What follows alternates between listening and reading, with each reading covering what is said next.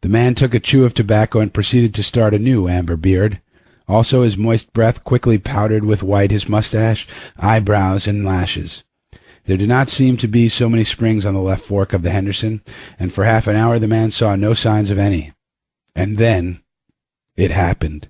At a place where there were no signs, where the soft, unbroken snow seemed to advertise solidity beneath, the man broke through. It was not deep. He wet himself halfway to the knees before he floundered out to the firm crust. He was angry and cursed his luck aloud. He had hoped to get into camp with the boys at 6 o'clock, and this would delay him an hour, for he would have to build a fire and dry out his footgear. This was imperative at that low temperature. He knew that much, and he turned aside to the bank, which he climbed. On top, tangled in the underbrush about the trunks of several small spruce trees, was a high-water deposit of dry firewood, sticks and twigs principally, but also larger portions of seasoned branches and fine, dry, last year's grasses.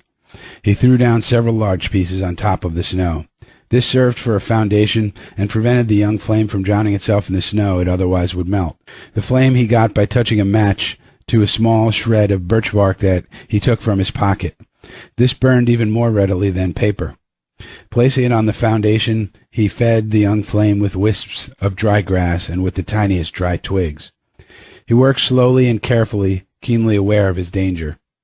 Gradually, as the flame grew stronger, he increased the size of the twigs with which he fed it. He squatted in the snow, pulling the twigs out from their entanglement in the brush and feeding directly into the flame. He knew there must be no failure.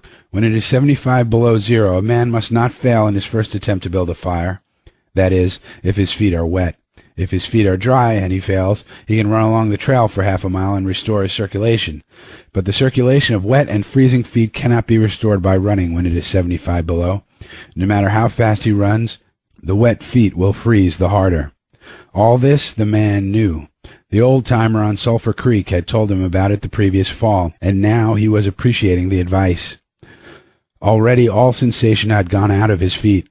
To build the fire he had been forced to remove his mittens, and the fingers had quickly gone numb. His pace of 4 miles an hour had kept his heart pumping blood to the surface of his body and to all the extremities, but the instant he stopped, the action of the pump eased down. The cold of space smote the unprotected tip of the planet, and he, being on that unprotected tip, received the full force of the blow. The blood of his body recoiled before it. The blood was alive, like the dog, and like the dog it wanted to hide away and cover itself up from the fearful cold. So long as he walked 4 miles an hour, he pumped that blood willy-nilly to the surface, but now it ebbed away and sank down into the recesses of his body. The extremities were the first to feel its absence. His wet feet froze the faster, and his exposed fingers numbed the faster, though they had not yet begun to freeze. Nose and cheeks were already freezing, while the skin of all his body chilled as it lost its blood. But he was safe. Toes and nose and cheeks would be only touched by the frost, for the fire was beginning to burn with strength. He was feeding it with twigs the size of his finger. In another minute he would be able to feed it with branches the size of his wrist, and then he could remove his wet footgear, and, while it dried, he could keep his naked feet warm by the fire, rubbing them at first, of course, with snow. The fire was a success. He was safe. He remembered the advice of the old-timer on Sulphur Creek, and smiled.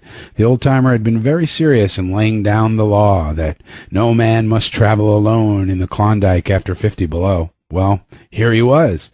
He had had the accident. He was alone. And he had saved himself. Those old-timers were rather womanish, some of them, he thought. All a man had to do was to keep his head, and he was all right. Any man who was a man could travel alone. But it was surprising the rapidity with which his cheeks and nose were freezing, and he had not thought his fingers could go lifeless in so short a time. Lifeless they were, for he could scarcely make them move together to grip a twig, and they seemed remote from his body and from him. When he touched a twig, he had to look and see whether or not he had hold of it. The wires were pretty well down between him and his finger ends. All of which counted for little.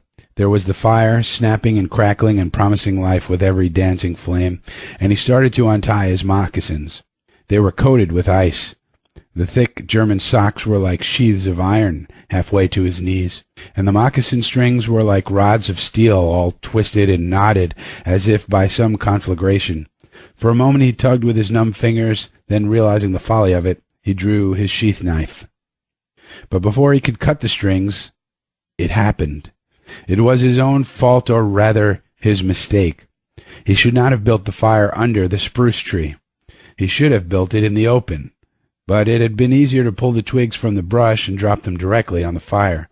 Now the tree under which he had done this carried a weight of snow on its boughs. No wind had blown for weeks, and each bough was fully freighted.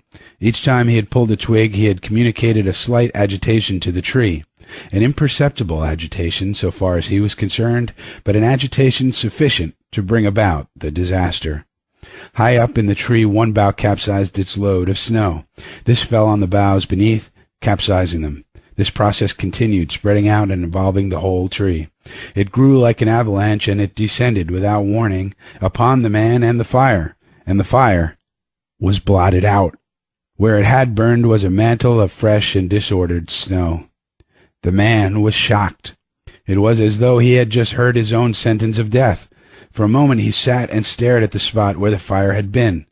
Then he grew very calm. Perhaps the old-timer on Sulphur Creek was right. If he had only had a trail mate, he would have been in no danger now. The trail mate could have built the fire. Well, it was up to him to build the fire over again, and this second time there must be no failure. Even if he succeeded, he would most likely lose some toes. His feet must be badly frozen by now, and there would be some time before the second fire was ready. Such were his thoughts, but he did not sit and think them. He was busy all the time they were passing through his mind. He made a new foundation for a fire, this time in the open, where no treacherous tree could blot it out.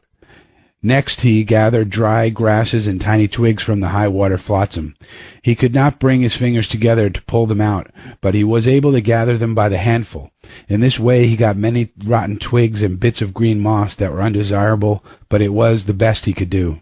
He worked methodically, even collecting an armful of the larger branches to be used later when the fire gathered strength. And all the while the dog sat and watched him, a certain yearning wistfulness in his eyes, for it looked upon him as the fire provider, and the fire was slow in coming.